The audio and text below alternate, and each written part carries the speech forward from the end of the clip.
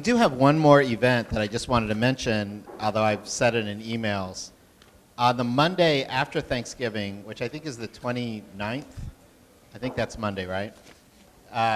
Right here at the same bat time, same bat channel, same bat place, we will have editors and reporters from the business section and the environmental, the science section, the environmental pod of the New York Times. We're at a big New York Times moment here at SHERP to talk about coverage of the BP oil spill. It should be very interesting. I don't know whether Charles had a piece of that or not, but we have a really great panel of reporters and editors who are going to be there, so please do come. It's wonderful to have Charles Duhigg here, who I'll leave it to Lee to formally introduce him, but I'll just say that those of us who are career environmental reporters always react with a combination of admiration and resentment when somebody who hasn't been living and breathing this beat for all those years comes in and does just an amazing piece of work, which Toxic Waters really was. And it's won just about every award you can win for this kind of a subject, and it totally deserves it. So again, I'll leave it to Lee to formally introduce, but I'll just say, Charles, thank you very much for coming. And thank you for doing that great work. Robert Lee Hotz is, of course, a science columnist at the Wall Street Journal and a distinguished writer in residence at the Carter Institute and our host for these Inside Out events. So take it away, Professor Hotz. Professor Fagan, thank you. So, welcome again to Inside Out. For those of you who haven't been here before, our purpose this evening is to have a conversation about science writing in America in the 21st century, as is practiced by those journalists who we think represent the best that our craft has to offer. And our purpose is to take an example of their work and then with their consent and their assistance and to deconstruct it. This is a conversation about craft, about how to have an idea, research it, carry it out, and then bring your readers to their knees in awe and amazement. And I think that this evening we have just a stellar example of what an American newspaper can do. All of its cylinders are running. Its gas tank is full. The reporter in question is given full access to all the resources and talents of a mighty institution with very deep pockets. And I think this is a nice way to cap our fall series, because through most of this fall, the sessions that we've had here through Inside Out, we've been sort of talking about the pleasures but the perils of journalism that sounds the public alarm. You may recall, for those of us who are here, we opened with Amy Wallace writing for Wired about vaccine controversy. She's a freelancer, ended up with $1 million lawsuit, libel lawsuit as a consequence of her rather courageous reporting about the fallacies of the anti-vaccine movement. Settled in her favor, but nonetheless certainly ruined her life for a couple of months. We talked with Marion McKenna at the other extreme, who've taken up the cudgel in the cause of warning us all about the risks of emerging diseases, and in particular antibiotic-resistant staph infections. Again, a reporter who kind of took onto herself through her journalism a cause. Again, a freelancer and essentially defenseless, as we all are, reporter whose only protection is the factual quality of their reporting. Now, our guest this evening, Charles Duhigg, is, among other things, I think a quite wonderful example of something we've also seen here several times, which is the absolutely best medical and science writing we frequently see is not done by medical or science writers. And for those of you who are in the SHERP program, you got to think long and hard about this. Look deep into your professional soul. And too late? Okay, well. Charles Duhigg is the sole architect, I want to say, and a reporter with some assistance of a stunning series that ran in the New York Times during 2009 and into 2010. Yeah? Yeah. I mean, yeah, and are we to expect that it's actually over? Yeah. Okay, yeah. just checking, because Right. it once upon a time, if there was a newspaper series, it would come out Monday, Tuesday, Wednesday, Thursday, and then a big blowout on Sunday, or the other way around. This now rolled out, a big story every month or two, or 2 months. But Charles Duhigg, let me introduce you to him first. Reporter for the New York Times, a business reporter. He has had very good story luck, as they say. He has in his career at the Times, he was involved as an author of the series called Golden Opportunities, which looked at how investors were profiting from the gullibility of the increasing number of the elderly in America, a series that won the Deadline Award, a Haywen Brown Award, the Sidney Hillman Award, all the the medals of business journalism. And then a year later, he was part of the team that wrote the New York Times series, The Reckoning, on the economic crisis, which was a finalist for the Public Service Pulitzer Prize. And now he is before us as the author of Toxic Waters. Now, before that, he was for a number of years at the Los Angeles Times, where in fact he was one of the stable of business reporters who worked with Amy Wallace, who was then a business, I guess, entertainment and technology editor at the Times. Yeah. And he comes to you, I suppose, also as an example of the value of advanced degrees and postgraduate education, but his is a master's in business from Harvard, not in science writing. It's hard to describe this series in a short wind-up, simply because it is so large and takes on such a huge topic so effectively. It's kind of like trying to describe, you know, the elephant to the blind people. I mean, you can grab the tail or you can grab the nose. I wonder, though, if you would give us a short précis of how you got involved in this project. I mean, you are a business reporter. I mean, you're. Right. I think you told me that your specialty really is portfolio analysis. Right. Is that how you came to this? An analysis of America's water assets? I mean, A little bit. And let me just ask, and I have to apologize. I have a cold, which I'm told is now not contagious, but as a result, I might not remember the beginning of my sentence by the time I get to the end of it. I'm a little. oh, I have the same problem, and I can't blame a cold. So. And let me just ask, how many people are environmental science reporters? Good question. That are in the audience. Okay. And, Yeah, Dan, raise your hand, for God's sake. And how many are like investigative or, I don't know, non-science business? It's hard to say, Charles, because they're really students. Gotcha. Yeah. I'm not really sure what Gotcha. Yeah. So, well, let me say. So I'm not a science writer or Right, an okay. environmental writer, and in fact, my wife is a scientist, but I would consider myself, for many years, anti-environmental, just because, mainly to make my wife angry. But what happened was that, as a business writer, the way that we do series at the Times is we sit down the year before the series is gonna appear, because the series usually begins. We try and do them over calendar years for a number of reasons. Number one, just it's easier to sort of arrange resources that way. And so the year before Toxic Waters appeared, we sat down and we said, well, I think that there's a story in like basically all these companies that call themselves green, right? There's just got to be, like, this just seems like BS. There must be something here. Everybody's calling themselves green. It seems ridiculous. And one of my editors said, yeah, and you know, water too. Like, it just seems like there's some type of story in water. So I spent months and months trying to figure out what the story is in basically the intersection of money and environmentalism. And I went out to Copenhagen a year before the Copenhagen round. I talked to all these guys in Europe who make money trading carbon credits. And basically what I found was, at this point the Saudis were buying up African water rights. Like they own the water rights for a couple of nations where they can basically take the water anytime they want. This all sounded terrible to me. So I spent some time looking into it. And what we discovered was that these are terrible things. And at some point, probably about 5 years from now, that's going to be a great series. But right now, there's no victims. It's like the scams are basically about to unfold, but haven't actually unfolded yet.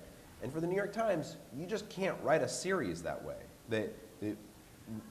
When we do a big series, we have to be able to say, this has definitively happened, this is who is harmed by it, this is the change that should be made. That's only true for series. For ongoing reporting, that's not necessarily true. But as a result, there was just no series there yet, right? The scandal hadn't happened, although it's about to, and so we're keeping an eye on it. But I kept on having these conversations, and the way that I do this reporting, I call this kind of my like searching reporting. My whole goal is basically to call 100 or 150 people and have these really frustrating conversations with them. Frustrating for me and for them. Where basically I'm asking questions like, my goal really is to make them think that I'm just an idiot. I'd ask questions like, I'm not even certain what question to ask you. But I'm just wondering, like, if you were interviewing you, like, what questions would you be asking? Now, the reason why I do this is because, A, it makes them very relaxed, right? Like, basically, if you think you're talking to a moron, you're not worried about what you're saying. But number two, my whole goal is to basically trick them into thinking for me, because I don't know enough to ask them the really smart questions. Like, I really genuinely need them to start brainstorming for me what I should be investigating. So I'd have these conversations, and they are literally the most frustrating conversations. Like, you'll talk for 2 hours, and you'll just feel like it's totally pointless. But a couple of times, people at the end of this conversation, 3 people in particular, said this. They said, you never asked me about this during the conversation. But I'm not sure if you're aware, but the Clean Water Act, like, nobody's enforcing it anymore. It was like this great thing that in the 1970s, this was like, in the 1970s, the Clean Water Act was like America's back. Nixon vetoed it, and then Congress overrode his veto. It's like, this is what put environmentalism on the map and showed that we as a country, and they were like, yeah, it's a great law, it's just not being enforced. So I was a little thick-headed. I had to hear this a couple of times before I thought to myself, that kind of sounds like a story to me. Like, there seems like something there. So we shifted our focus to Yeah, I've got to ask, because, I don't know if you're thinking this, but I'm thinking this, which is, well, this is great. So you have the resources of the New York Times. You kind of got a halo because of your prior work. So you can actually spend like 6 or 7 months wandering around America pretending to be a moron. You don't have to sort of like, you're getting a check. You've got your health benefits. Your wife is a scientist. She's probably got tenure somewhere. So you're not under a lot of pressure here, except your own, professional drive. So what I want to say as a framing thing is that it's important for us to keep in mind when we're listening to this guy talk, and some of your outset got to it, is what's this scales up and this scales down. I mean, the techniques and the skills are the same, whether you're doing a blog post for something that's fact-driven, or whether you're, somehow managed to bamboozle the Times into giving you quite such a long leash in your reporting. The skill set is the same. And I just want to kind of keep this in my mind, because the kinds of resources that the New York Times will now proceed to lavish on this person who's wandering around pretending to be a moron is really quite extraordinary in terms of support and whatever. And very few of us are ever going to have the opportunity, particularly in the current landscape, to kind of get that shot. But it's just hold on to the thought that this goes from top to bottom. It doesn't matter where you are in the game, where you are in the practice of your journalism. The skill set is the same. Absolutely. I'm sorry. So go back to being an idiot, because right. that was good. And I'll also say, it's important.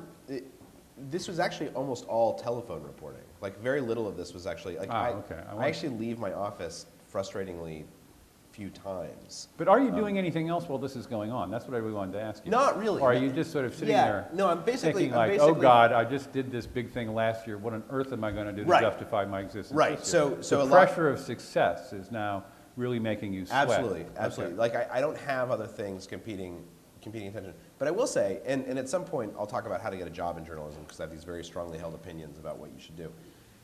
Before I got a job, I basically broke into journalism in a kind of like, I wasn't supposed to be a journalist. I was getting an MBA at Harvard. Well, were you going to go work for Lehman Brothers? Right. I was supposed to do something that actually made money. I would do the same thing, though. Sort of on a smaller scale, but really, like, The one thing you actually need, I think, to be a great journalist is you basically need to be smart. And if you're not that smart, you can outsource being smart to your sources if you make them think for you. But the problem is most people don't. Most people call up and they ask a specific question and the guy gives them a specific answer and that's the end of it. And it's hard to get people to think for you, right? Like nobody wants to think. But I want to explore this for a second because maybe I could use the help here. So you are calling up, you're from the New York Times, they've got half a brain, they've Googled you while you're talking on the phone, introducing yourself. They say, oh God, here's this guy, he won all these awards, he's from the New York Times, he's got an MBA from Harvard, he went to Yale. I am about to get like in serious trouble, but how are you going to persuade me now on that phone call to trust your apparent stupidity? So the first question that I usually always ask is I say, I'm a reporter for the New York Times. You might notice I don't sound like the most eloquent person on the face of the planet. I say like, I don't let them know that I know that much about them. I say like, someone told me to give you a call because I'm really interested in water. And I'm just not even certain like what questions I should ask you. I'd like to find something important. Like, what do you think I should be asking you about? So again, like this, the first response that they have is, this is not a smart person. Like, I don't have to worry about this person nailing me to a wall. The second thing that they say is like they actually start thinking like, okay, so what questions should you ask me, right? Like, if you ask me what questions you should ask me, I've got a lot of opinions on that topic. I think I'm a genius. I can tell you exactly what you should ask me. And that's basically it. I mean, and then I think I just listen for something that sounds interesting and surprising. That's so different from the approach the average science writer takes to an interview. They will call up and say, I was really interested, I read your paper in, fill in the blank, Journal of Volcanic Seismology, and I was really struck by the way you'll say something kind of opaque and inscrutable about the way they graph their data as a way of kind of showing your membership card. Demonstrate your expertise because then you'll think I'm one of you and you'll trust me. But your technique sounds like it's probably more productive. I totally and in fact, the reason I learned this is because after I graduated from my MBA program, I got an internship at the Washington Post. I go to the Washington Post, and I'm writing business stories. And on the first week, I'd call up some banker and I'd be like, I'm just looking at your CAPM model, and it looks like your ROR is probably half a notch under where it should be. And the guy would say, yeah, that's pretty interesting. And then he'd talk and babble, right? And at the end of it, I'd say, there's no quotes here. I can't put anything in the newspaper. This guy just used a whole bunch of acronyms that I understand and no one else does. So the key I found was to call up and say, I don't really understand what you do. Can you explain it to me in the simplest words possible? And then they give you all these quotes. So for this very same reason, and again, this might offend everyone in this audience, I hate talking to academics. I just find talking to academics to be so frustrating because, for quoting purposes, because A, they won't say anything definitive, right? The whole point of science is the exact opposite of the point of journalism. In science, you say what you can't, you say what you've ruled out. You never prove anything in science. That's the scientific method. It can't be X, Y, and Z, so it must be A. Whereas we say it's A. We want to say definitive things. Second of all, they're all so freaked out about getting tenure that they don't want to say anything that they think is going to make their colleagues think that they're dumb. So as a result, I'm hugely resistant to talking to You have some scar tissue here. Yeah, oh my God, I'd say. So what I do, so this is the other part of it, on. is that when I call people who basically are recovering X. So I call someone at the Pew Foundation, right? That's a recovering academic. That's not a guy who's looking to get tenure. That's a guy who thought that academics was ridiculous and couldn't find a job that was equally stimulating. And I may say, usually it's someone who's desperate to be quoted. Right. Or not, actually, Pew's a good example. The guy at Pew would never let me quote him. That is unusual. But you're right. In general, Pew's a little bit different just because they're different. They don't have to worry about their funding. Yeah, they're the top. Okay, well, thank you. All right. Right. But in general, you're exactly right, that there are people who have a vested interest in being quoted. But again, I really believe that your goal going into the conversation, the dumber the other person thinks you are, probably the better a job you're doing. And it's a very hard instinct. We all want to prove that we're smart to the person we're talking to. Doing the opposite, I think, yields better results. So there you are, you're sitting at your desk. You're starting to sweat because it's been 6 months since you've had a big story in the Right. paper. It's not just that you haven't been on page 1, you haven't been on page 37. Right. You're calling around several times now doing your clem act. And now people have told you, kind of after the interview is over, several times now, it's really, really too bad about that Clean Water Act we used to really hold so dear in America. So what happens? What? So I thought to myself that this would be a pretty easy story. If the Clean Water Act's broken and the EPA has the job of monitoring the Clean Water Act, I'll just go and, oh, and by the way, if anyone has any questions, feel free to interrupt. But I'll just go to the EPA and ask them for the data, right? That's not going to be hard. So I go to the EPA and I ask them for the data, and the EPA says, oh, we don't collect that data. We just don't do it. Like, we don't even get it. Well, wait a minute. I'm backing up for a second. So you've been told this. You decided that the demise of the Clean Water Act is a good story. So you just sort of go to EPA to sort of get the quote, oh, would you tell me you don't enforce it anymore? I mean, I don't understand. Yeah, or I just called them up and I just said, people tell me that the Clean Water Act isn't being enforced anymore. Like, how would I prove or disprove that? I mean, if it was true or not true, you need to educate me about it. Yeah. Yeah, well, I'm sorry, we're going to use microphone. I beg your pardon. You'd be able to prove that the waters around New York City are orders of magnitude cleaner than they were 40 years ago by taking a walk either along the east side, the new park, which is called Stuyvesant Cove, or along the Greenway. But keep in mind, and count the number of people that are we're fishing not really, and eating the fish. I'm not particularly interested in New York, to be honest. I'm interested in the rest of the country. I'm particularly interested in landlocked places, right? And even, I guess the point being that yeah, I mean, there's anecdotal evidence, but I want something definitive about the entire nation, right? And so I went to the EPA and I asked them, and they said that they basically couldn't give me the data. And I knew that there was all this data. Like, the law says you have to collect data. So I asked them, so who has the data? And they said, oh, well, the states. The states collect, companies send data on whether they're polluting to the states. And so you'll have to get the data from the states. Which seemed like, and I thought to myself, oh, that seems like a total pain in the butt. Which brings us to the power of email, that you can actually FOIA all of that data with just 50 emails, right? This is a totally magical thing. Yeah, let's linger on that for a little bit. Because again, I think the Freedom of Information Act thing is something that people think of as an enormously wonderful but ineffective journalistic tool. It's really great if you're an industry lobbyist and you want to find out what your competitor's doing. Right. If they have a government contract, I think it's a big use of the act. But that most agencies now have people whose sole job it is to obstruct and obfuscate and slow things down and lose Absolutely. the papers and whatever. Yeah. But you're kind of presenting this as a kind of roll off the log sort of thing. Back up for a second and play this tape more slowly. When do you decide that it's worth 50 FOIA requests? When are you Almost talking to immediately. your editor at this point? No, I mean, literally it takes me 2 hours to send out 50 FOIA there isn't requests. somebody there wondering, like, Charlie, what are you doing? You know, I came in on a Saturday morning. who do you report to? A guy named Adam Bryant. I mean, the nice thing, again, this is kind of a Times unique thing. The Times is kind of crazy where, like, basically reporters can do whatever they want, and no editor ever asks you what you're doing. So I, like, literally could, like, stand in a corner, and people do, and, like, bounce their head against the wall. And, like, eventually editors can be like, why? I haven't seen him in the paper. And they're like, oh, he just died in the corner.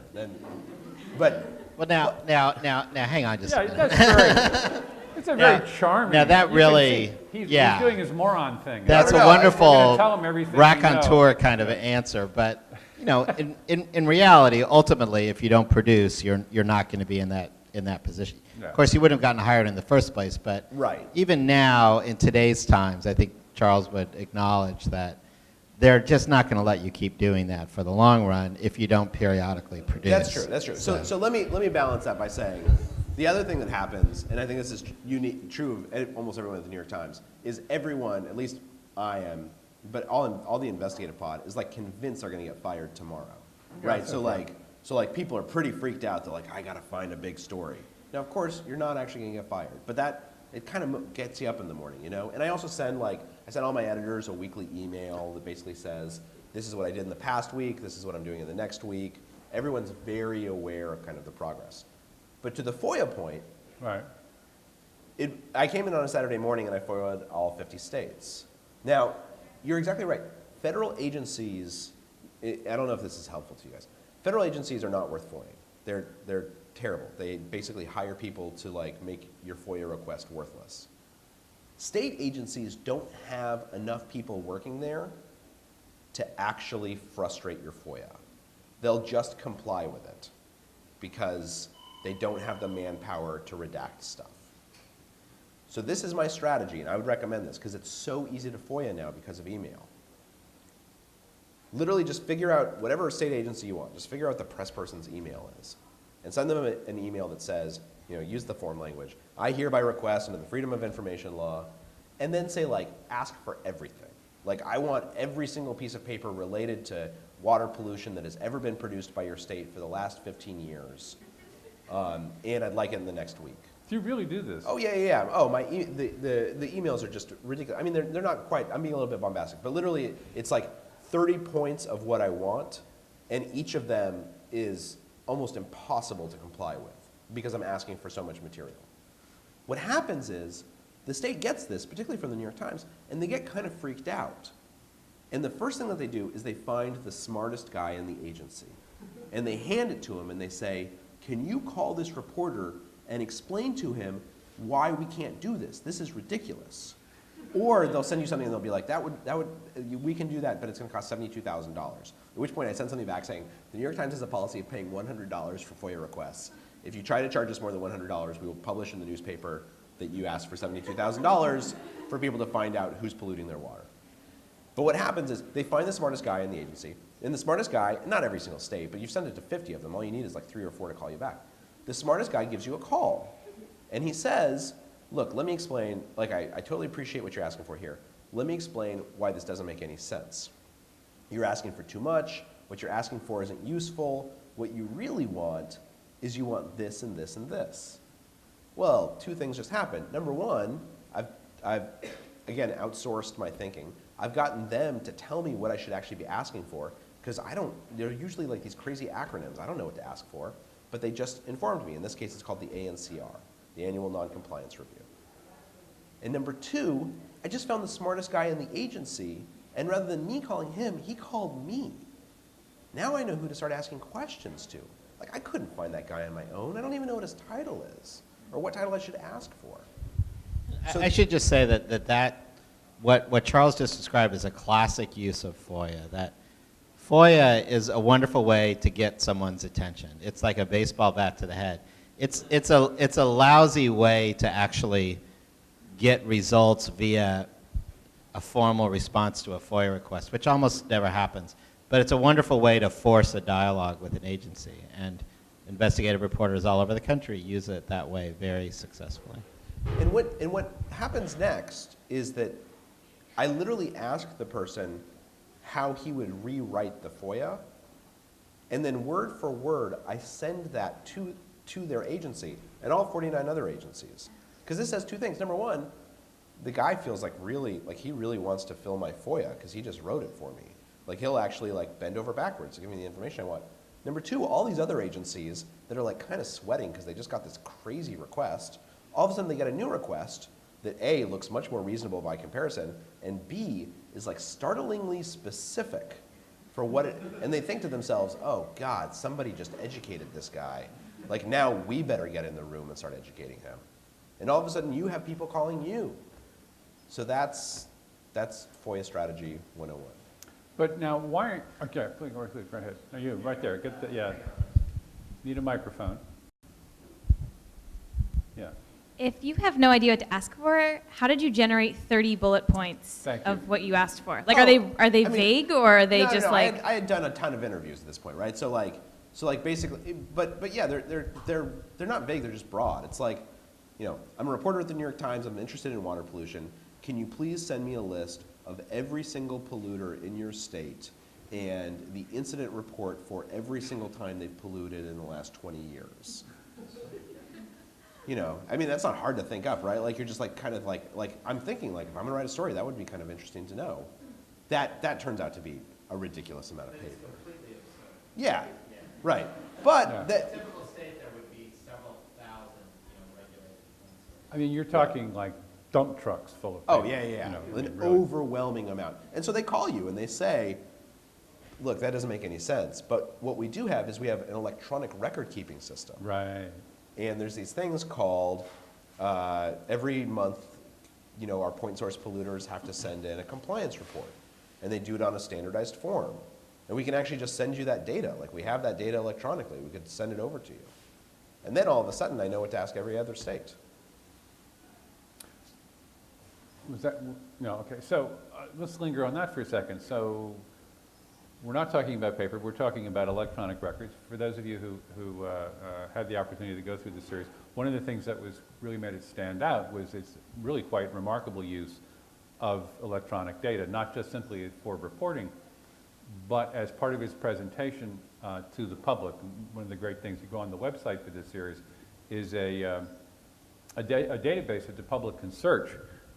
I think it's 200,000 files or something or other. 200 million. 200 million. I lost a zero on while I was walking over here.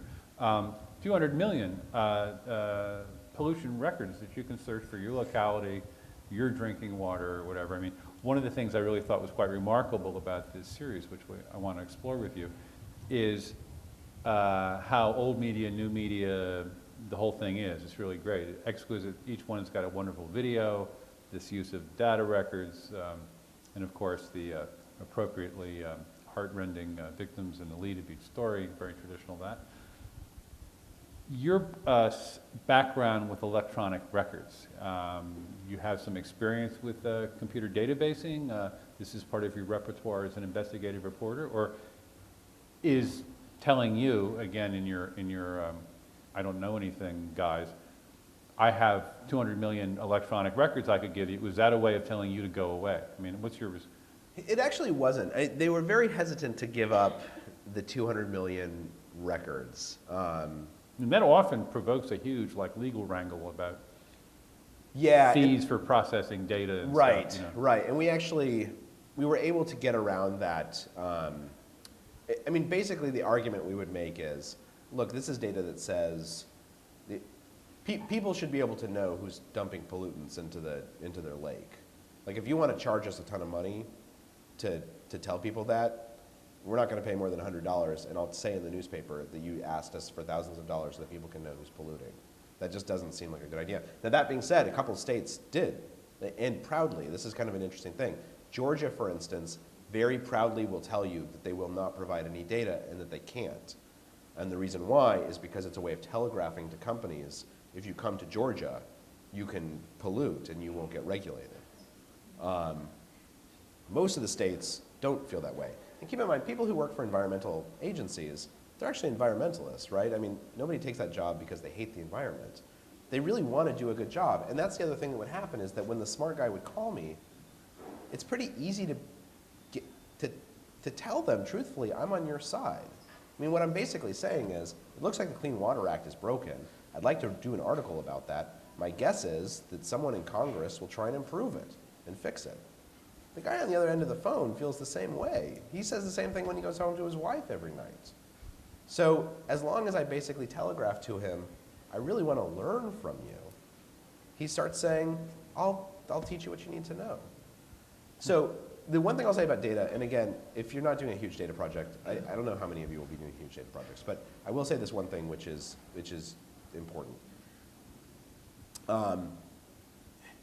If you get a large amount of data, it is almost inevitable that that data will not appear in your story. And the reason why is because once data becomes too large, it is illegitimate and impossible to find genuine patterns in it, because there's too many internal inconsistencies. I want to ask a quick, Sure. so in this context, what's a large data file? I would say, if you're doing a project and you have, depending on the scale, let's say you have more than 5,000 data files to 100,000. I mean, it sort of depends what the universe size is. If it's so much data that you're having trouble using it, it's too much data to do reporting from. Okay. But there's I a see this in workaround. parts because I think as a crew, science writers are remarkably dim when it comes to computer-aided reporting. And there are a lot of things about money, about earmarking, that you could get at very cleverly with not a whole lot of pain that would either be themselves science or conduct of science stories or would inform stories. But we tend not to do computer-aided reporting because we think it has to involve 200 million data files in a room with no windows and a lot of number crunching. In fact, especially these days, it can be very low paying, low threshold. Absolutely, absolutely. You can just use Excel, right? Excel Yeah. at this point can handle 2 million lines, which is more than it could just a couple years ago. But here's the, So go ahead. here's the reason I mention this is whenever you're talking to anyone who's giving you data, the key question to ask them is, have you ever put together any summaries of this? Because they usually won't volunteer it. But summaries, you can compare. So every single state collects thousands and thousands of data records on water pollution. You can't compare them because there's always going to be some field that's different from state to state. It's not a fair comparison. But they also all have to provide a summary to the EPA every year. And because they're sending them all to the EPA, you can compare all of them. So when we talk about data patterns in the story, that comes from 50 data points. Okay, and I have to 50 sort of wonder, summaries. these are 50 data points that were prepared for the EPA. So they actually had those when you went and called them and said, Right. geez, do you have any data? And they said, no, the states do. Right. Is that right? Yeah. Okay, so we were hoping you would go away Or by they just didn't know. I They mean, didn't it's- know, okay. Yeah. It's not, You're making a straight run-on to the EPA press office? yeah, and keep in mind Obama had just been elected.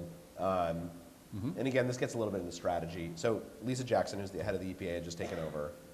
They want to show that they're the greatest thing on the face of the planet after the Bushies. So we we do a piece that's pretty hard-hitting on the EPA, and then they call and they're furious, and I was standing in an airport and Lisa Jackson was yelling at me and I kept on losing the signal.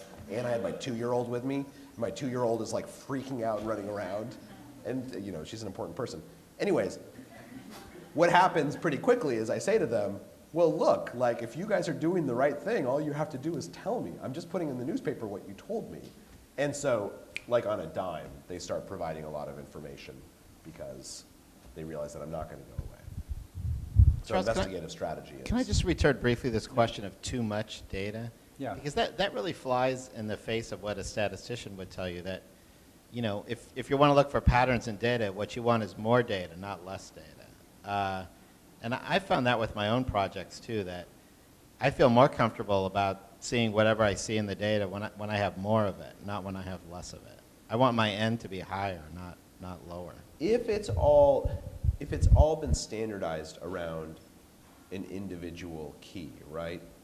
So after we did the Clean Water Act, sorry, I'm going to jump forward. We did another story on the Safe Drinking Water Act, and there's like way more data for Safe Drinking Water Act. So all the states basically said, we can send you our Safe Drinking Water Act data, but literally like every single state uses a different code. And so we went to the only people who had ever collected all this data before and had standardized it, and it cost them about $2 million to do it, was the Environmental Working Group. So we ended up And the Environmental Working Group is an advocacy an organization. advocacy organization. Right. The Environmental Does Working that give you heartburn as an investigative Yeah, reporter to get in yeah, bed it with did. a I mean, we did policy-driven group?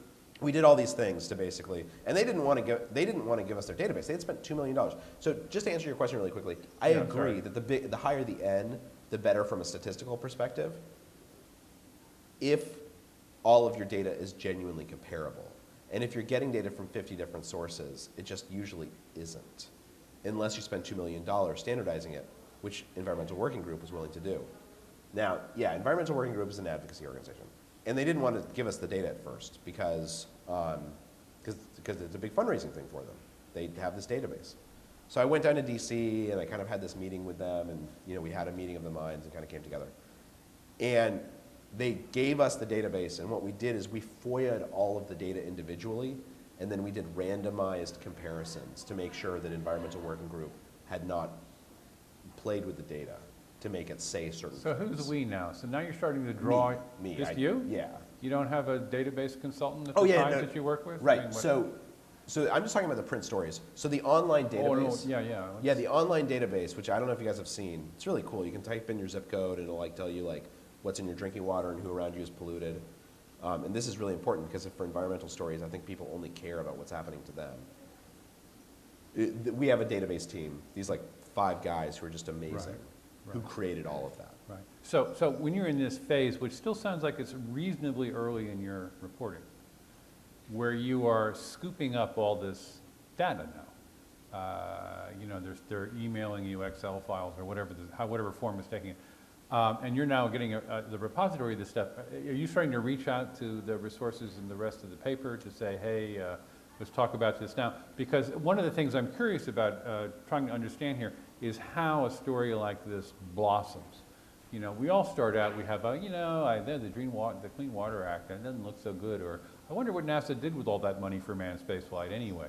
And we start asking a couple of questions, and maybe that's going to turn into an interesting Sunday story or something. But this grew. Right. This turned into sort of like the giant sequoia of like environmental stories. How is that happening? And at what point are you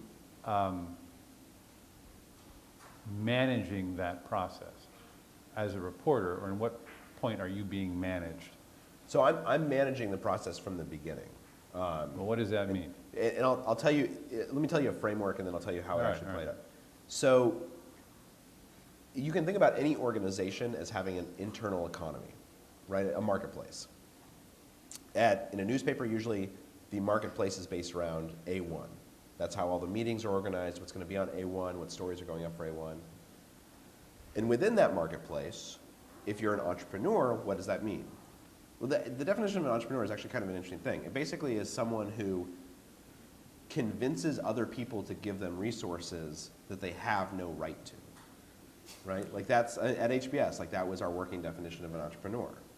So what does it mean to be an entrepreneur within a newsroom? It means that you go and you convince other people whom you have no power over to work on your stuff. And so that's what I did.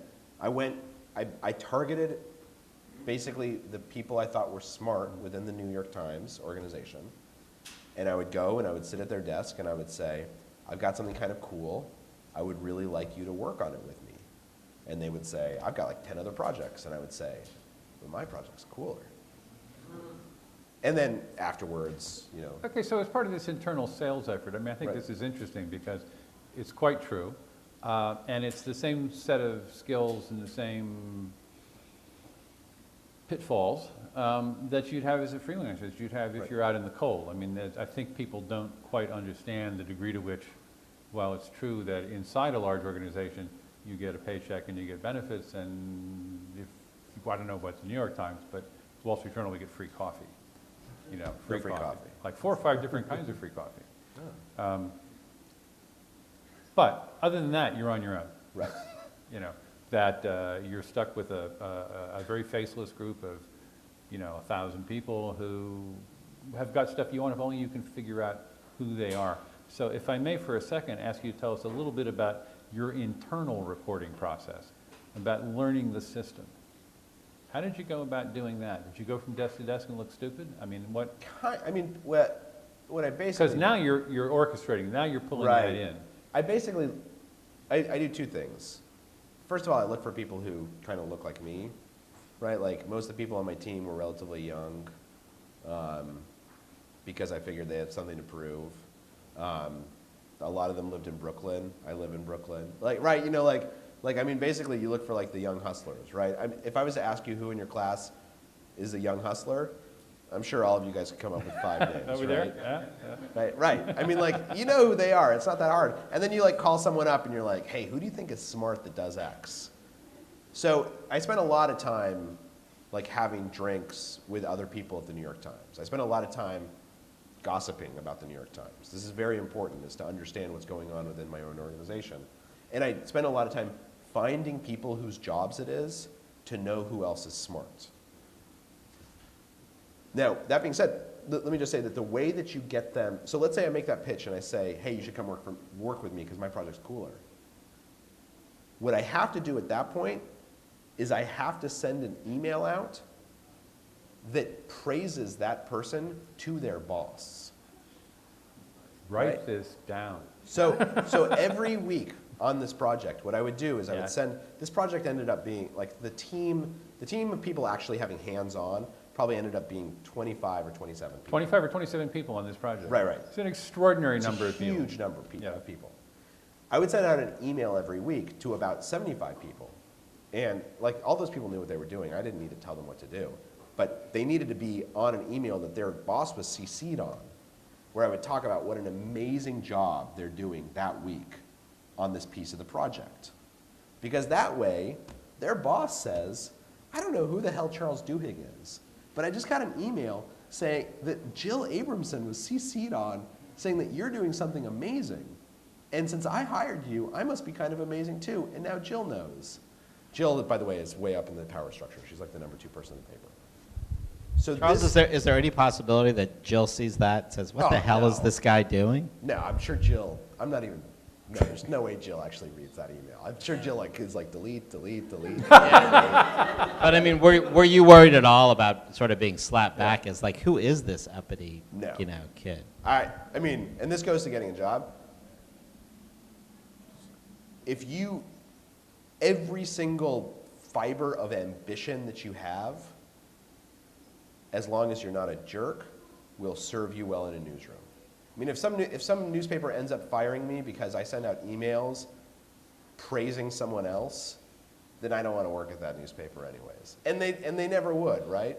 Because like Jill doesn't read the email, she's hitting delete. But the guy's boss is reading it, and he's thinking like, this guy's kind of a schmuck for filling up my inbox. But on the other hand, I'm going to continue letting my guy work on his project, and then we'll win a prize, and everybody will be happy.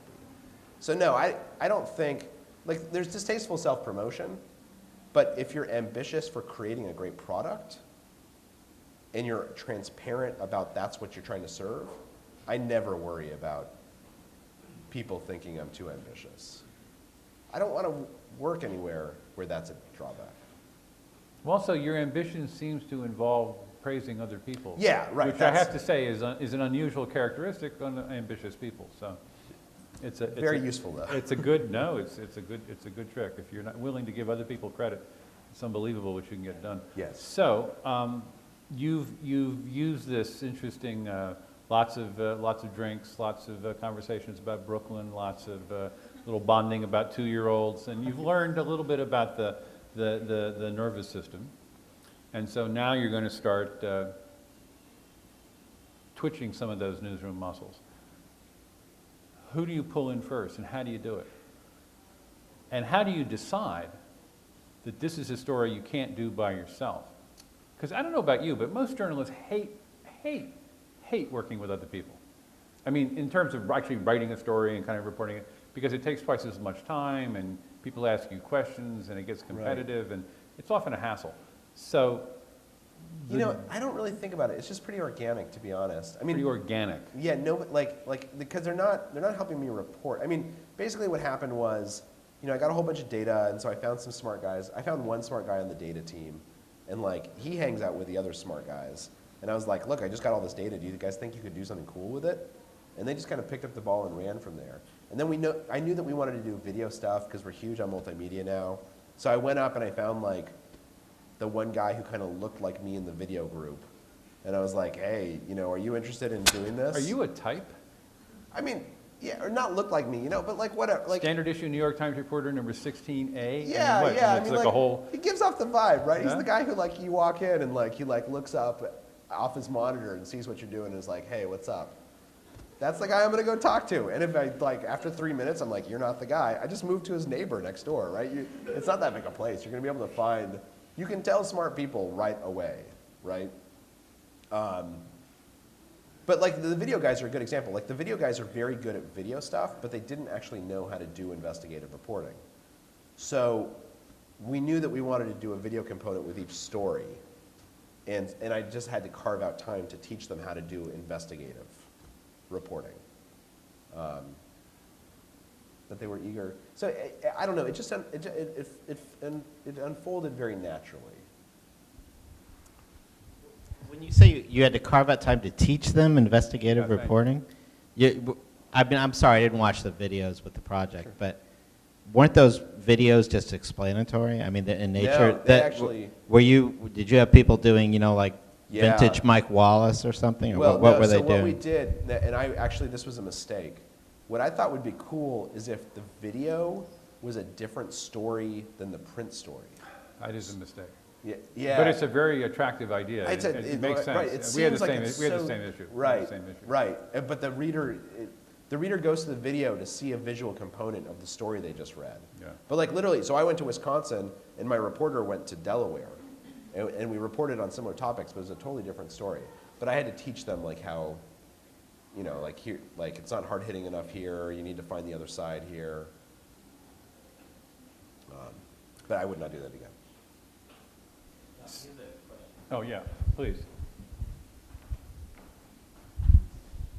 Hi. Did at any point you start to involve the science section?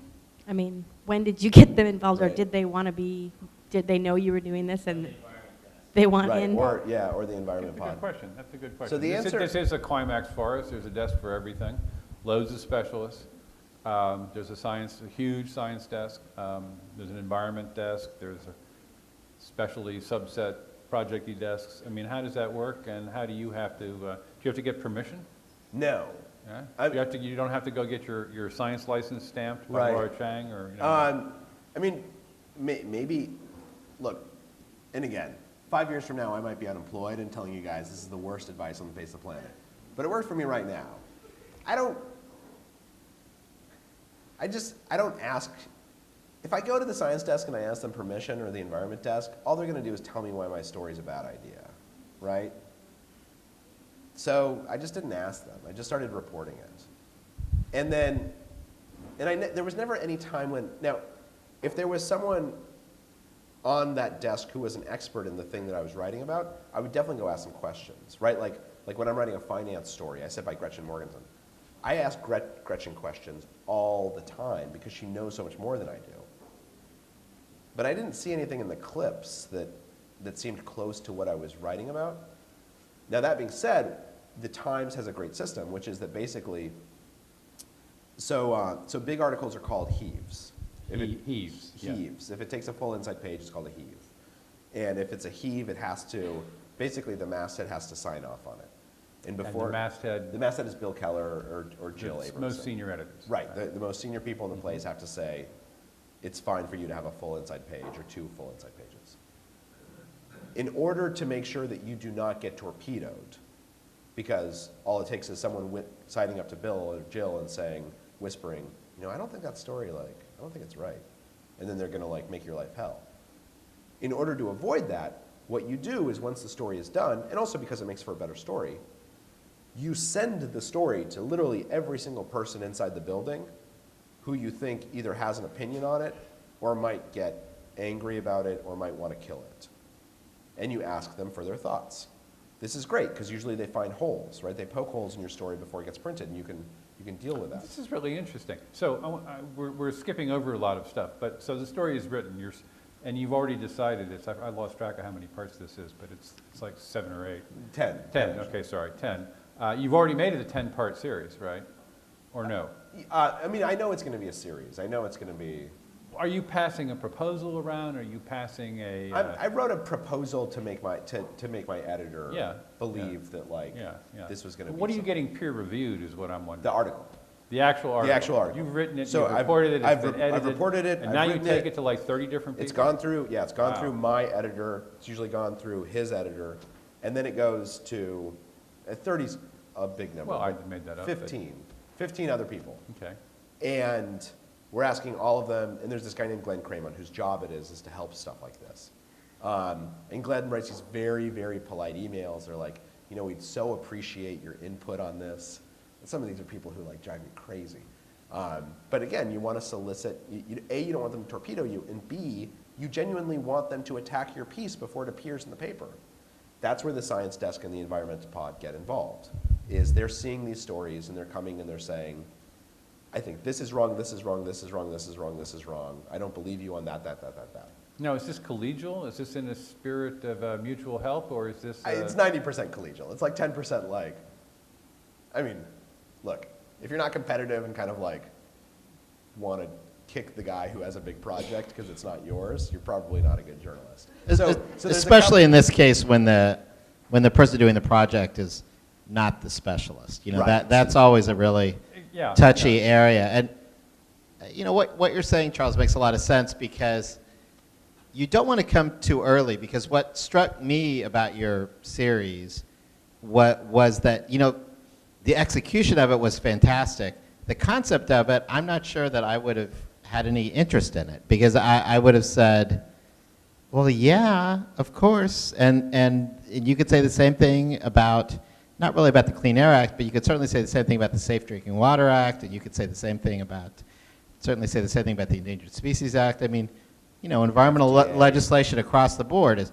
so there's So this there's is just great broad and power. amorphous? Yeah. There's a great power in somebody from the outside coming in and looking at it with fresh eyes and saying, well, you may not think this is a big deal because all environmental laws are spottily enforced, but you've lost your sense of outrage. You've been around too long. You've been paying attention too long. I think that's right. And so the power of the series was not the idea itself, but the execution of the idea, Yeah. Which I think which is was all- so well done. In my experience, has always been true. But thank you. I mean, I think, and I should say, particularly because this is being, in case I say this, the environmental team and the science team at the Times are fantastic.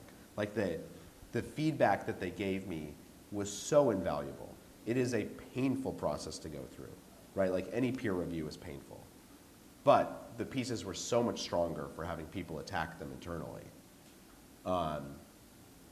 So to that point. But I also, you know, the other thing I would say is you basically want everyone to attack your work before it appears. The other thing that I do, which I think is maybe a little bit unusual, is I don't send my stories to my sources because we don't ever share Yeah. material pre-publication.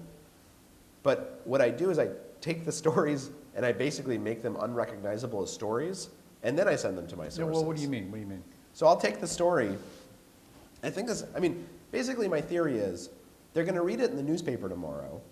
I'd much rather that they read it the night before and tell me if I got something wrong before it goes in the newspaper.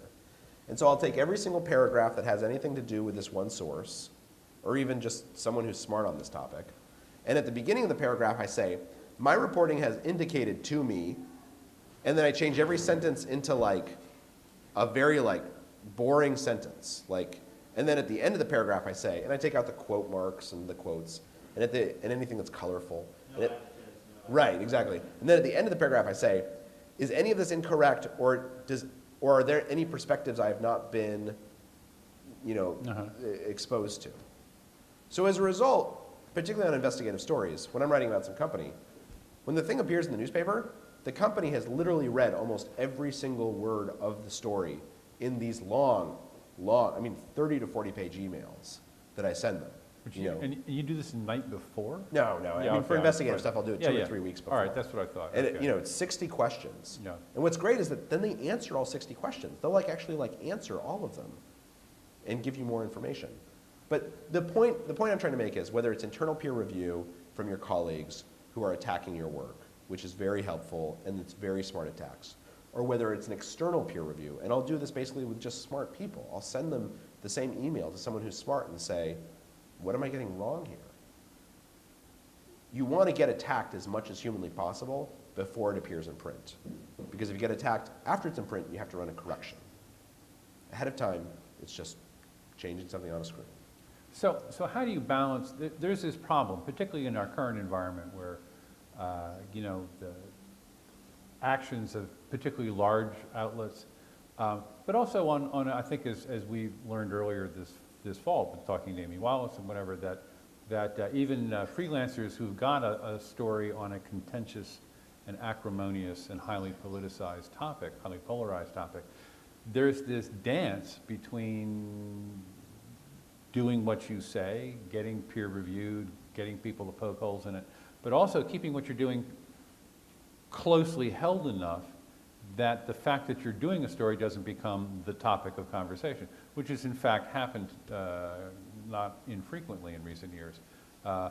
New York Times, why haven't they, they're reporting a story about X, why haven't they run it? The Right. fact that they haven't run it becomes a story. Newsrooms are sieves. I would be very uncomfortable telling 30 reporters about anything, that my birthday was coming, because I would know the whole world would, the degree to which they care. So on a sensitive, a high-profile investigative project, taking a very long time to execute, a lot of moving parts, how do you balance the need to get that kind of external review, to let people know where you're going, to let people know the conclusions that you're going to reach, yet keep them from heading you off at the pass, which Right. is a fairly classic responsive PR strategy to anything going on in the media. No, I think Get it it's- out there first. I mean, I think you just have to be wise about it, right? Like, Well, I'd like to be, so help me. well, I guess, you know, when we did the Spitzer story, the prostitute thing. We which know what she's talking about, Elliot Spitzer, Governor You guys hear Pants about that? problem, yeah. I did not work on that story, but apparently there's the story I heard was that, you know, obviously we had to keep that very close to the vest for competitive reasons. We didn't want anyone else to get it. So I had heard this story. I don't know if this is true, but I had heard it from someone who heard it in a public forum, that we had some reporter who was part of the team that covered Spitzer. And they told this reporter, go stand in Spitzer's lobby just to let us know, when he comes home. This person didn't know what the story was, right? Like basically 3 people in the entire world knew about this prostitution thing. So this reporter goes to Spitzer's lobby and is standing in the lobby, and Spitzer comes in and sees the reporter and recognizes the reporter and says, "What are you doing here?" And the reporter says, I'm not actually sure. I don't know. But that was very wise, right? We broke that story. No one else had it. And in an investigative, you have to do the same thing. You have to be close to the vest when you're working on something. You don't want to be premature in any of your announcements. Now that being said, by the time I'm talking to anyone outside the Times, I'm so far ahead of any potential competition that I'm not worried about them catching up. And I have the goods, right? I mean, I did a piece about this pesticide called atrazine, and the company that produces it named Syngenta. They pulled out all the stops. They hired a private detective. They came. They got my garbage. They researched Really? my wife. Yeah. I mean, I believe Sure. that Tell us this a is bit more true. about They have not confirmed it. They bought a whole bunch of Google ads. So there was a little while, if you typed in my name into Google, this ad would come up about how great atrazine is. But it's a pesticide. Atrazine's a pesticide. But again, by the time I contacted Syngenta and said, I'm doing this piece, I had the goods. The story stands up, and I want to be talking to them early enough that I can take advantage of all of the criticisms that they would offer me about my story. So I think it just depends on the competitiveness of the story. And Let's talk about the stories themselves. So you said something very interesting at the outset of our conversation, which is that, for an environmental project-y big hit story at the time, there has to be a victim. yeah. So you can't, as a sort of policy journalist activist thing, you're not in the business of preventing the accident. You're in the business of explaining the accident when it happened. Yeah? And hopefully preventing future accidents. Preventing future accidents, okay. So how do you get your victims? It's usually the hardest part of the story. And how heartless are you about it, if I may put it that way? Oh, in terms of finding the right victim and cutting. Well, finding the right victim and kind of weighing the sorrow and, Utterly heartless, right? I mean, there's no. Tell us a little bit about the process. So I think it's very hard to find victims, and in both this story and the Golden Opportunities story, it just takes forever. You just have to make a lot of phone calls. Usually, what I do is I start with lawsuits, because it's I go into Westlaw and look for people who have sued certain companies or used certain phrases in their lawsuits. Call the lawyer, ask the lawyer, can you tell me about your client? It's like any reporting thing. You just make call after call, and eventually someone says, you know who you should talk to is this one person. Now, I will say, on the heartlessness point, I believe very, very strongly that not only must you have a victim, you must have an appealing victim. So the first story I did about the Clean Water Act is set in West Virginia. There's this community in West Virginia where a mining company has been pumping this terrible stuff into the ground. It's ruined all of their wells, or it has allegedly ruined all their wells. So I fly out to West Virginia, and the problem with the story in West Virginia is that, and we said this internally, every reader's instinct is going to be like, well, West Virginia, of course the water's screwed up in West Virginia. Everything's screwed up in West Virginia. That's why I don't live in West Virginia. Right, they can't even hold down the mountaintops. Right, Yeah, exactly, yeah. exactly. They keep on losing them. Right. But so I go down to West Virginia, and I had talked to a group had filed a lawsuit. And I had talked to a number of them on the phone, and they had agreed to let me come meet with them at their house. And I go into their house, and there's 4 or 5 very nice, very kind women there. And my heart just sinks because all of them just looked bad. They were, like kind of overweight, and they were elderly, and they all smoked. And then when I started asking them like what illnesses they had gotten from the bad water, some of them made sense. Like they were like, oh, I've got joint pains, and that lines up with magnesium and stuff like that. But then they were like, and sometimes I just feel so down. Like I think it's the water. The water's just making me feel down. Or what were some of the other things? I mean, they basically just said all this stuff. They were like, I don't like to exercise anymore. I think the water's making me not want to exercise. And I was thinking like, well, it might also be because you're like 70 pounds overweight. Like that might. So I'm thinking to myself, oh God, if I put this, like these are terrible victims. Anyone's going to look at this and think to themselves, it's not the water, it's the fact that you're super unhealthy. And I'm about to leave, and this happens all the time. I'm about to leave, and this woman walks in who's like 32, beautiful, like looks healthy. I found out later she's a runner. She walks in and she says, I'm so glad I didn't miss you because I really wanted to tell you about this problem my kids are having. And I think to myself, thank you. Thank you so much. I literally could not call you up out of central casting. You are perfect. Let me. She was my victim. Let me share. This is Jennifer Holmassey. Yeah. Let me share the lead. And that's her kid with the teeth. Yeah, which you've been staring at here all fall. So this is the lead. This is the victim lead. So Jennifer Hall Massey knows not to drink the tap water in her home near Charleston, West Virginia. In fact, her entire family tries to avoid any contact with the water. Her youngest son has scabs on his arms, legs, and chest where the bath water, polluted with lead, nickel, and other heavy metals, caused painful rashes. Many of his brother's teeth were capped to replace the enamel that was eaten away. Neighbors apply special lotions after showering because their skin burns, and it goes on.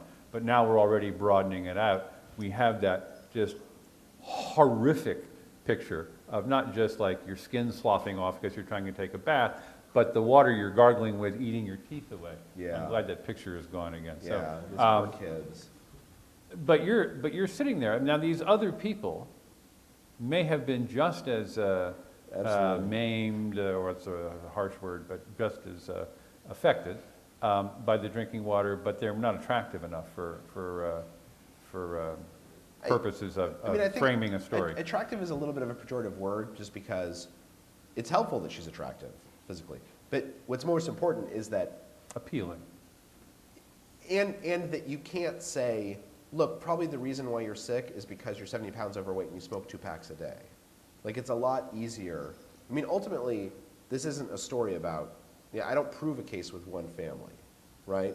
Like, these people, if the science says these people are sick because of the water, then that's the science. That being said, if I'm using someone as an anecdotal lead, it's a lot more helpful if the reader doesn't think to themselves, oh, that person probably is sick because they smoke 2 packs a day. Or more importantly, I can't identify with that person. That person lives in West Virginia and they seem utterly unlike me. And so this just does not seem like a problem I should care about. Now let me make sort of 2 addendums to that. Kate Boo was once talking about when she was a reporter for the Washington Monthly. She did some story where she was going from, she was writing about some public housing thing. And basically, she woke up one morning, she started knocking on the doors. And the way that she described it was, knock on the door, open it, you're not tragic enough, next. Right? You like walk through the building until you find the one that you know is like really deeply tragic. That's your poster child. Now, I would say that in general, that is not a bad approach to take, because you have to be thinking in the back of your mind, I am writing a story that needs to draw readers in, and I need to find characters who conform to our rules of narrative, which are, there must be something sympathetic about a character. What are the rules of narrative for an investigative journalist? Well, let me just make one other point. Now, that being said, if you read Kate Boo's stuff now, the reason why she's so amazing is because she basically shows every single person satisfies the rules of narrative if you can spend enough time with them, right? I don't know if you guys read the piece she did last year from India about these like slum kids. It was right after Slumdog Millionaire had won. I mean, look, I have nothing in common with these kids. I'll never have anything in common with these kids. And you know that there's parts of these kids' lives that it would be really easy for you to say, to blame them for their own victimhood. But the point is, if you spend enough time with anyone, you can find something sympathetic in them that makes them an identifiable character. And that is the ultimate rule of narrative, right? Like there's a narrative arc which has a very formal structure.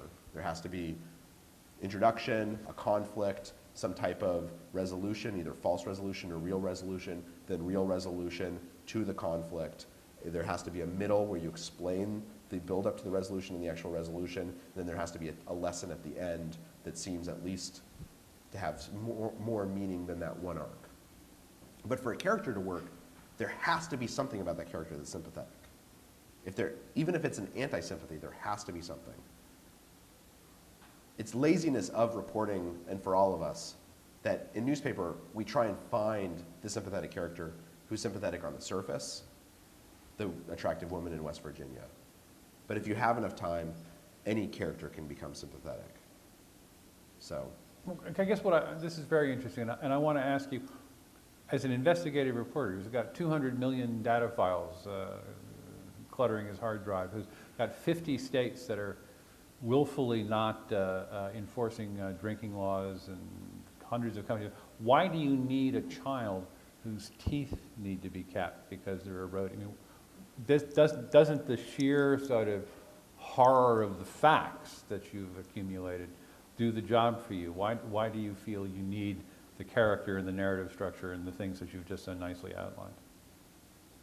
I mean, I think because it works, right? I mean, I don't read policy reports. I think they're boring.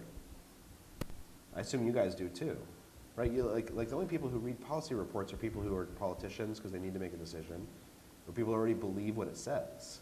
It's just interesting because there's been a bit of a backlash about these sort of forced anecdotes. Like, do they really work every time? And at what point do they become a cliche? And I still like them. I still prefer them, but not everyone does. And I see project stories that don't always utilize them. That say, okay, we have other tricks that we can use to entice readers, maybe through our awesome data, through our online interactivity. We don't need to do the formulaic human anecdote. Well, but I don't think it's formulaic. I mean, this is a little bit meta. Well, right? it is formulaic. The question is whether or not it's effective. Right. So like the whole point of Joan Didion, I mean, basically, like if you reduce what Joan Didion is like an important writer, is she basically said, and it's not, obviously she didn't create this, she basically said, look, there are no stories in life. All stories are BS. Like if you create a narrative, it's BS. The things that they carry. I don't know if you guys ever read that. Oh, yes, beautiful. Like the whole point of the book is that the narratives are all BS, but that's the only thing that you remember. Like in life, that is all that you remember. If you try and explain your existence, you can only tell a story to explain it to someone else. Even if the story is ridiculous. Like the fact that do you guys know Ira Glass? Sure. Okay. Yeah. Ira Glass. Yes. NPR. This American Life. Beautiful storyteller. Yeah, great storyteller, right? So Ira Glass went into radio. He's made his whole life in it. He took all these big risks to do it.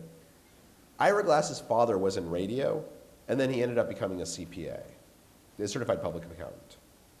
But Ira only learned, so there's a great story there, right? Ira's like seizing onto his dad's lost dreams and taking the risky path. Ira only learned that his dad had been in radio like 13 years after Ira had gotten into radio. But just by telling you that story, it's easier for you to start thinking about the constituent parts of why that matters. Like why that irony should have any importance to us, and why the fact that it doesn't actually have any impact on him maybe gives us some window into who Ira actually is.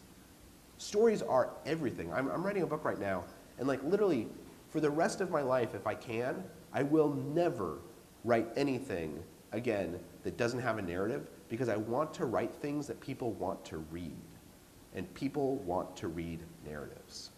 Now that being said, I think the way you avoid becoming a cliche or becoming a formula is that you find a real narrative. So Walt Bogdanovich, who did, he's won 3 Pulitzers, he's amazing. He did a piece about, ended up winning a Pulitzer, people in I think it was in the Dominican Republic, who used this medicine that ended up killing them because it was counterfeit ingredients from China. Happened like 12 years ago. So, and Walt said this at IRE, he was like, look, the problem is, how do you write a story about people in the Dominican Republic? I've never been in the Dominican Republic. I don't even think I know anyone from the Dominican Republic who died 12 years ago. Why on earth would I care about those people, to be honest? So the way he started the story, because he knew he couldn't start it with an actual character, because I'm not going to care about that character, is the first 2 paragraphs are a description of what happens to someone when they eat this stuff. You don't even know who the person is. He never gives, I don't think he gives you the name in the first 2 paragraphs. But it's this like gory, disgusting description of like some guy's body starting to basically eat itself. And when you read that, you think to yourself, wow, it'd be bad if that happened to me. I'm interested in this story because I do not want what I'm reading to happen to me. If all life is in some respects like a little bit of egotism, the reason I think the narrative works is because it gives you the ability to identify with the story. Because otherwise, why should you read it? I agree with you completely about the power of narrative and the force of, but in the examples that you've offered, okay, I'm never going to think about Ira Glass the same way, but that's a narrative character anecdote about a narrative character. If you're talking about, sort of the entire environmental drinking water infrastructure of the most affluent nation on earth collapsing into a heap of garbage, does the little boy with the bad teeth carry all that freight? No. So that's why we did the databases. And tell me a little bit more about that. So essentially what Glenn Cramen said, which I think is true, is... And sorry, I missed the name? Glenn Cramen, he oversees all the enterprise projects for the Times. Okay.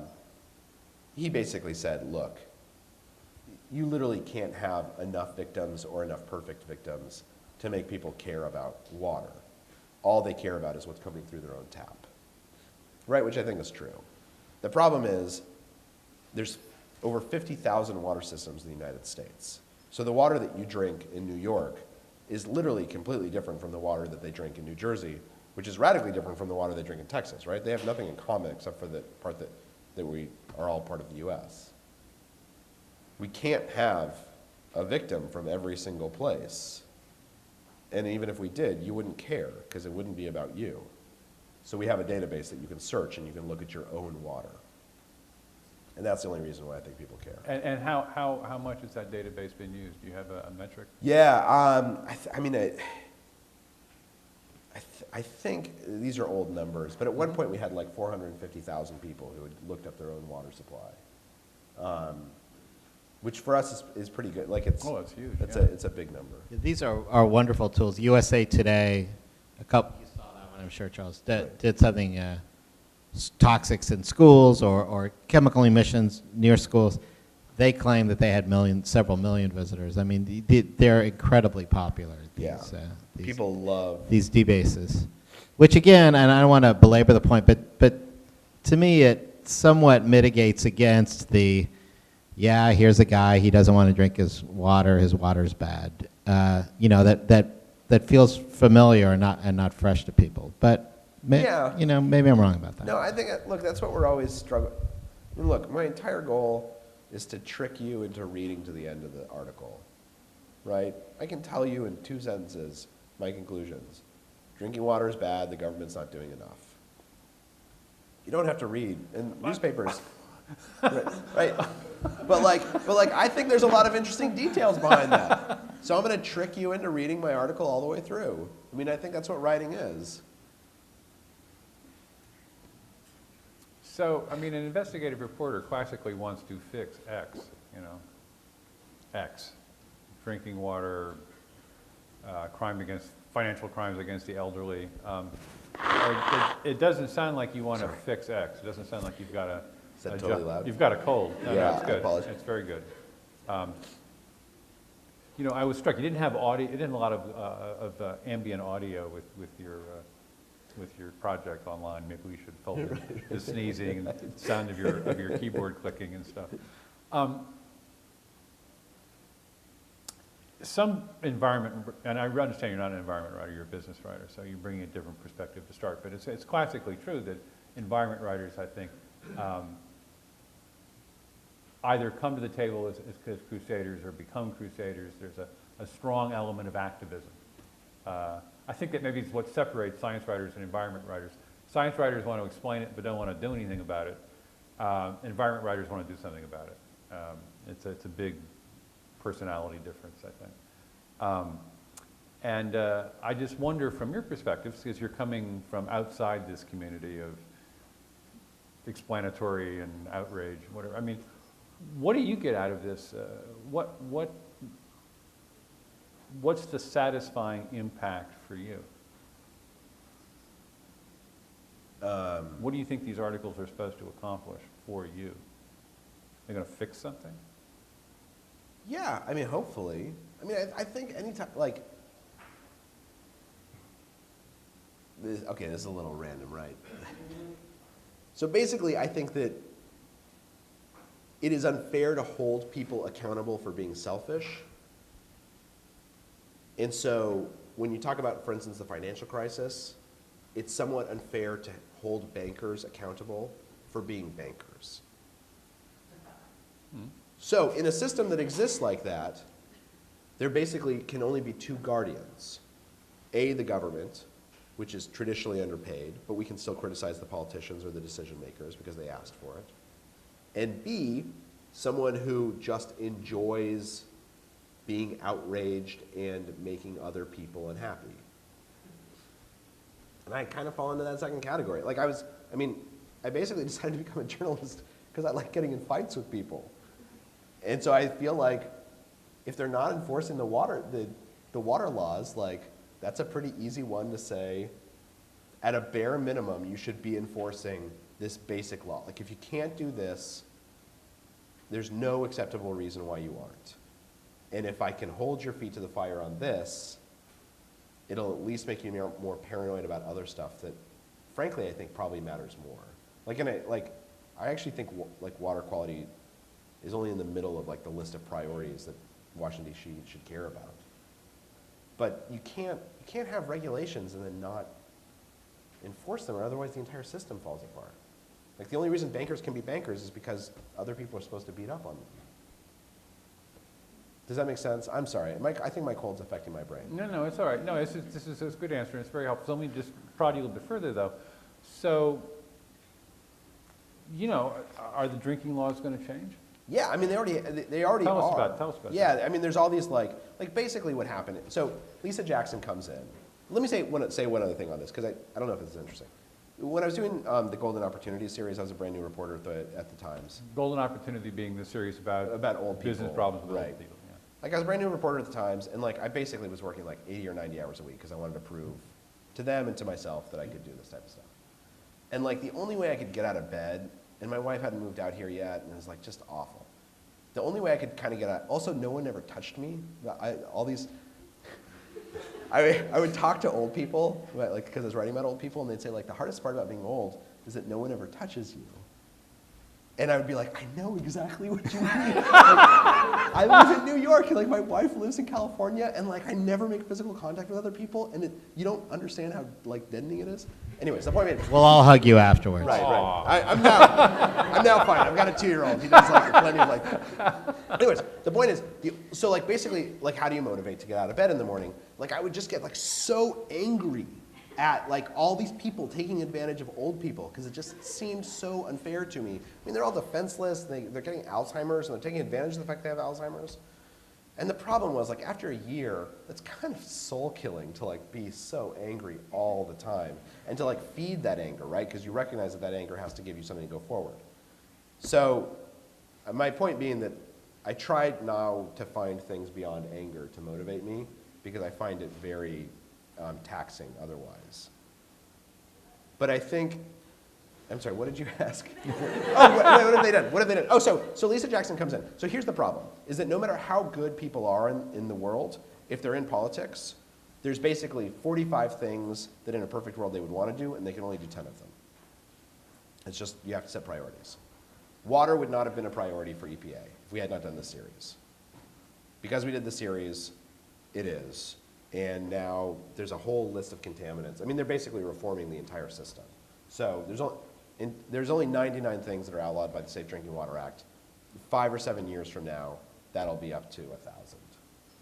And there's just a huge amount of money that's being spent on water stuff now. So it takes a long time to trickle down, but it makes these huge differences. But you are not, is this part of your follow-up? I mean, are you now going to be here for the next 5 years writing about water? No, you're going to move on to something else. Yeah. Because I just find that more interesting. More interesting, yes. At some point, do you feel a responsibility to a story? If you see what I mean. Well, Yeah. okay, you turned over the rock and all the insects crawled out. Now, don't you kind of have a relationship with No, the I insects? totally, yes, I think the answer is yes. Like, again, Kate Boo actually once said, she thought, she won the Pulitzer for this series about DC not taking care of, like, putting mentally retarded people into, like, awful homes. And she wrote the series, and basically nothing changed. And she said, look, if you really want to create change, it's all follow-up journalism, right? You just have to, like, take out a hammer and you beat the same people on the head every single day. I think on the old people stuff, the golden opportunities, that is true. Like, I wish I had done more follow-up. I think I could have had more impact.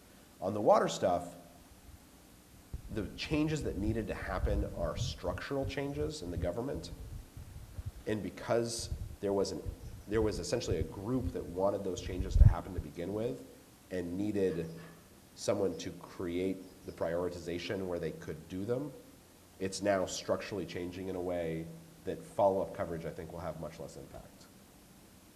Does that make sense? Yes and no. I mean, as a matter of process, yes. But as a matter of sort of impassioned outrage, investigative reporting, maybe not.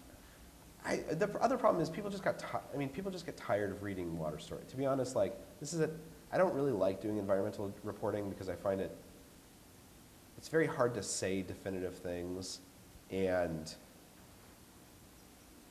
it's hard to change minds.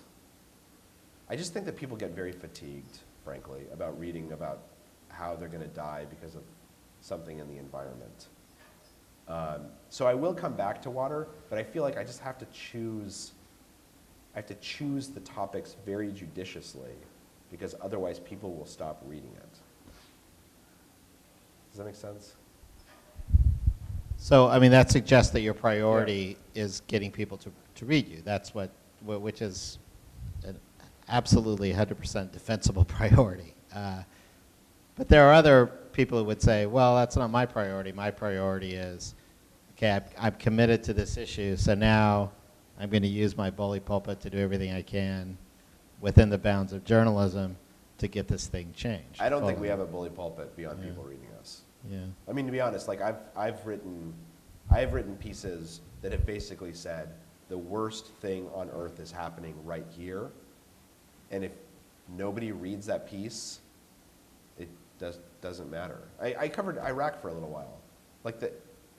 Literally things could, the mess that we have made internationally and the obligations that we have to people in other nations cannot be overstated. But it doesn't matter how many times you write that article, because unless people are reading it and then saying, okay, I'm going to pick up the phone or I'm going to vote a certain way for my representative, it just doesn't have any impact. So I don't think there is any bully pulpit beyond what people read, particularly nowadays. Were you tempted at least to do the self-congratulatory stories, like, hey, this is happening, you know, you make sure those run in December just before, Pulitzer close? Yeah, no, we don't really do. I mean, I don't really do that many of them because they're so boring. They're just boring to write, to be honest. I mean, you can put all that stuff in the letter to the committees saying, look at all the great stuff I've done. But the truth of the matter is that if it's a good investigative project, the changes are so incremental and slow. I mean, anything that is meaningful change is slow. And so I think it's hard to write the story that says, look what just happened, this is a big deal. Instead, that's why you see so many, 2 years in Obama's administration, what has he done? Or 4 years. So at some point I will do like a roundup to talk about water. Particularly, there's some chemical reviews that are going on right now that can have massive impacts. And so if one of those goes through, I'll write about that. So do you suffer from post-project collapse? Lots of reporters do. I would like to.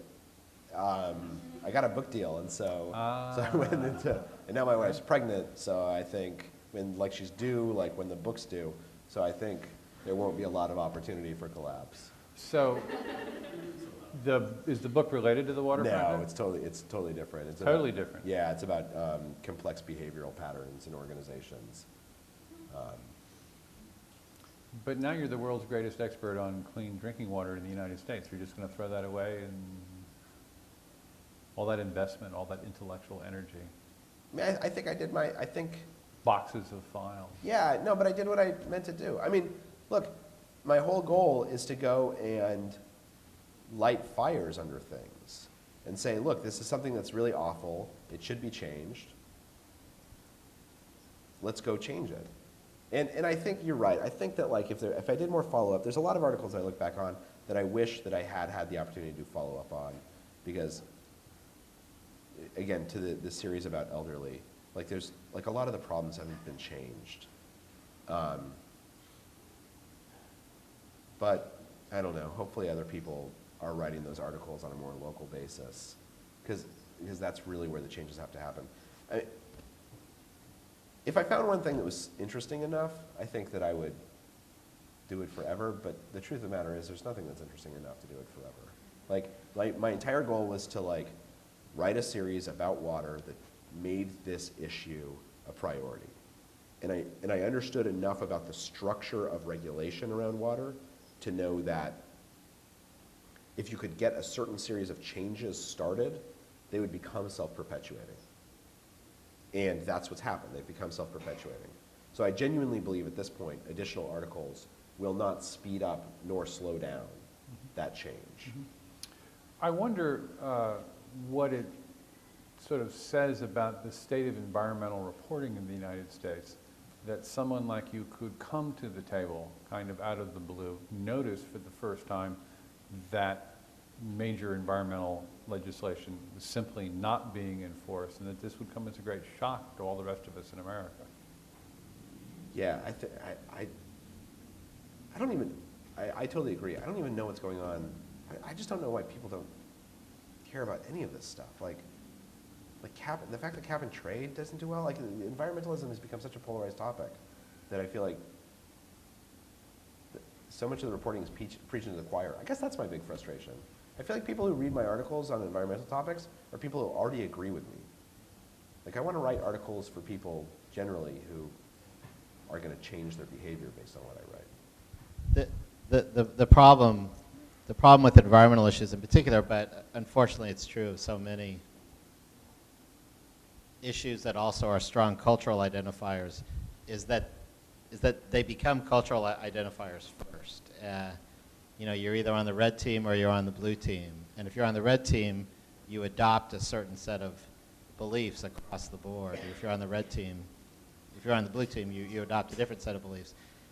So it's hard to say that you really ever change minds significantly on environmental issues in particular because they are such powerful cultural identifiers.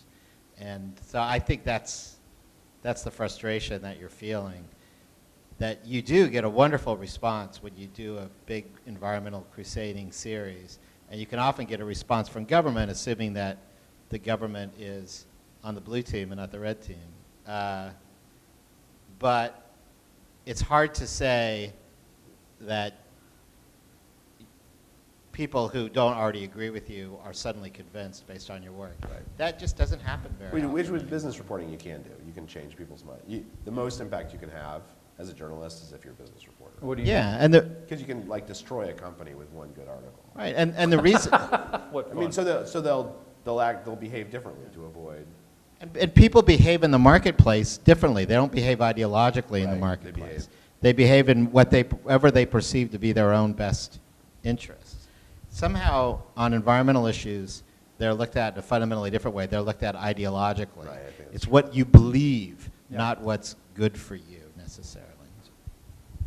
And then I was going to tell you guys my advice on getting a job. Yeah. Yeah, on this issue of the influence that these environmental stories have, you said just a little bit ago that environmental writing was, kind of more on the activist side of things, rather than perhaps sort of straight science writing. And this whole thing is kind of after my own heart, because back in '85 when I was living in Los Angeles, I did a big investigative piece on contamination of LA water for the LA Weekly, which kind of made my reputation at the time. I had a very good friend who was a community activist who I kept informed about everything that I was finding out while I was doing these stories. So that when the story came out, she was completely ready to form an organization, begin organizing, and it eventually led to hearings in the California legislature, which changed the laws slightly. So and that did not violate any ethical principles that I held at the time, nor those of the LA Weekly, and probably wouldn't violate any ethical principles I hold now, actually. But from the point of view of the New York Times, would that have been allowed for you to have been in touch with environmental activists and No. let them know what you were doing? I mean, not purpose, no. I mean, a lot of environmental activists would know what I'm doing because I'm calling them up, asking them questions. But I also don't consider myself an environmental journalist, or really even a science journalist. But no, that would be totally against the rules. Even if you weren't doing any of the activism and they were? Yeah, I mean, yes, yeah. Anything that would give any people any reason to criticize us as being partisan is just not a risk. I mean, I don't. That would apply equally to specialist reporters, people on the environmental desk. Of the Yeah, yeah, no. You just don't do that when you represent a large news organization. Right. I don't. My wife has a different last name than I do. There's nothing that exists online that identifies who she is or anything that is. We just don't want to give anyone any grounds for attacking us. But let me Yeah, give you. so- yeah. so- Okay. So here's. So this is since. Oh, this is the party prepared. Oh, Right, this is the all part. right, so- Okay, so here's my piece of advice, because I feel like I was in your chairs not so long ago, although longer now than the last time I gave this little talk. So despite, I think, it seems like it's a tough time to get a job in journalism, but if you really want to be a good journalist, I don't think you need to worry too much. Like, you can find, it might be a couple of years of touch and go, but I promise you'll find a place. But there are 3 things that I would recommend that you do, which I find people don't do a lot. The first one is, there is literally, the nice thing about getting a job in journalism is that the same skills that make you a good journalist should make you good at getting a job in journalism.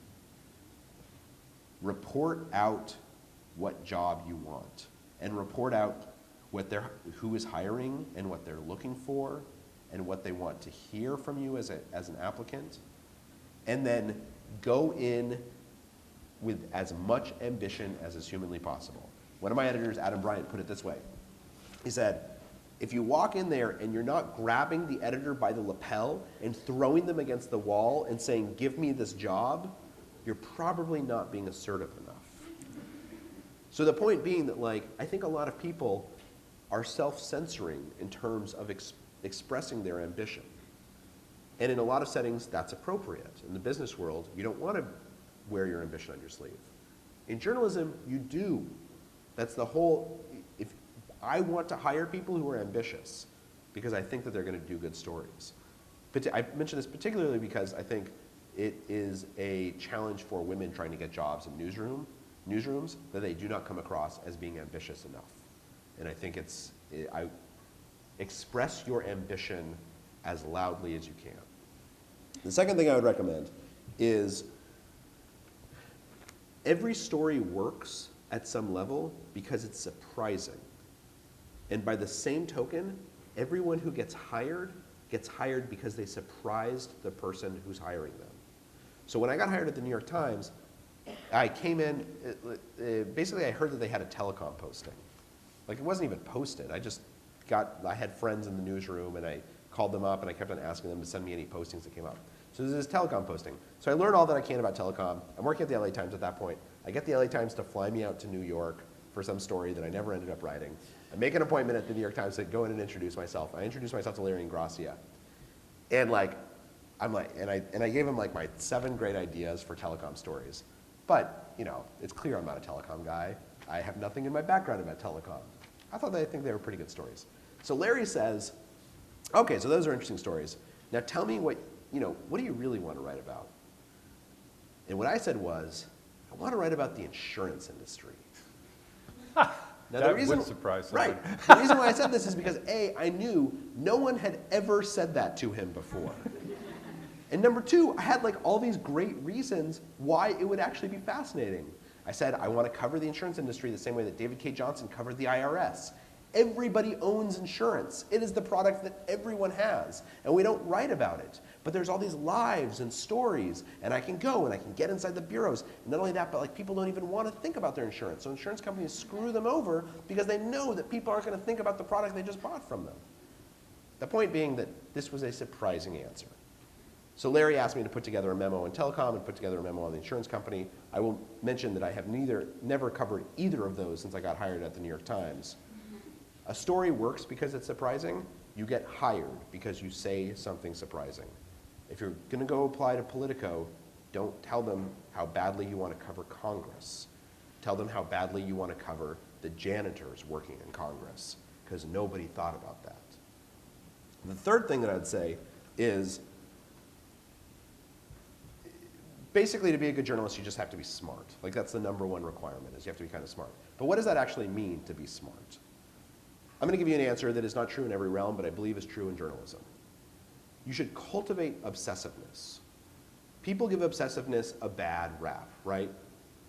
And if you are genuinely clinically obsessive-compulsive, which I've been writing about lately, like, that's a bad thing. You should take your meds. But essentially, a step up to taking your meds is good. People who do really good things are people who indulge their obsessiveness. Like, the reason I'm a good investigative writer or a good journalist, period, is because I'm literally always thinking about my story. Like, there's nothing else. I'm not a particularly good father. I get distracted when I'm taking care of my child because I'm thinking about like what I just wrote. And I have lots of friends who like are equally good journalists. And I try and figure out like why I'm more successful than them. It's because when they go home at 10 o'clock at night, they stop thinking about their story. And I don't. It's all I really want to ever think about is whatever I'm like thinking about right now in the story I'm working on. That is a good trait. If you're working 18 hours a day because part of your brain is kind of obsessively like playing with whatever is going on, it doesn't actually feel like work. It just kind of feels like life. It feels fun. Like it's the thing you love and you're just indulging being able to do it all the time. Now that being said, you have to choose the right obsessions. I have some friends who like have like weird obsessions, like Japanese anime. And I keep on saying to them, like, I don't think spending all this time on Japanese anime is going to really pay off for you because it doesn't seem like there's that much money in Japanese anime. On the other hand, if what you are obsessed about is investigative techniques or story structure or creating beautiful sentences or the politics of a newsroom and how to master that. There's an instinct to not become obsessive. Fight against that instinct. Become obsessive. The Renaissance man does not do well in America. The weird obsessive who builds their life around something they love does. That's it. But don't forget to make your deadline in between your obsessiveness. Right. Yeah, boy, those are 3 great pieces of advice. can't I endorse imagine them fully. a better note on which to end. Charles, one thing I've been obsessed with all evening is just how great you've been, and how much we appreciate your sharing No, your thank work you. and your tricks and your techniques and your great passion for journalism. Thank you. It's an enormous pleasure to be here. Thank you so much.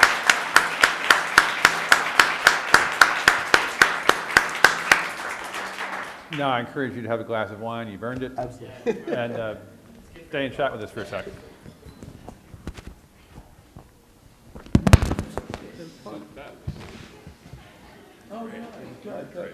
Cold and all. I hope it's helpful, yeah. I can actually remember.